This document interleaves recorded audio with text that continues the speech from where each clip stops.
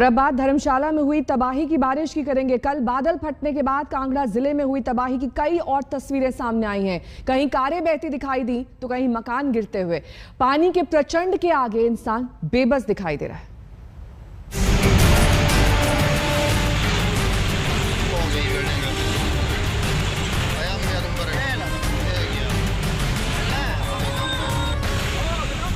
ऐसा लगता है किसी ने बांध का दरवाजा खोल दिया हो।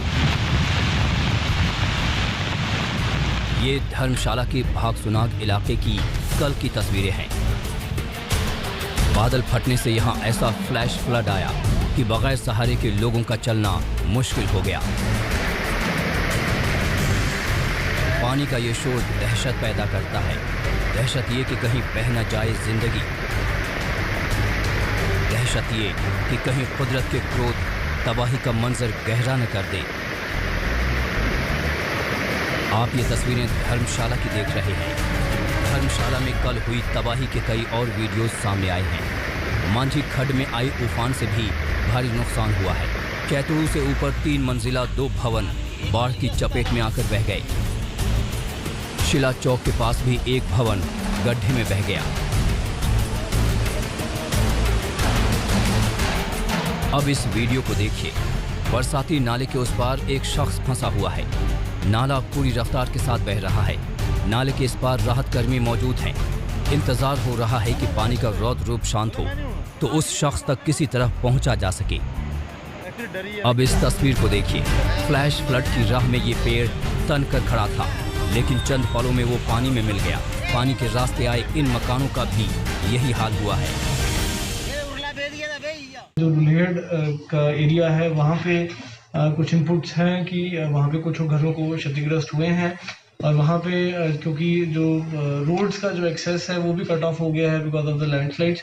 तो वहाँ के लिए एनडीआरएफ और जो स्टेट चॉपर है उसकी जो हमने रिक्विजिशनिंग की है। कांगड़ा जिले के लिए कल मानो तबाही का दिन था।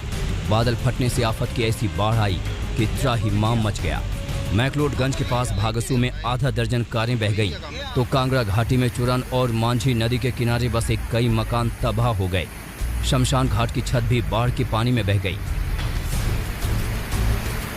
फ्लैश फ्लड से लोगों की जिंदगी बचाने के लिए चैतरू गांव में चुरम खाद नदी के किनारे बसे लोगों को तुरंत सुरक्षित ठिकानों की तरफ शिफ्ट किया गया।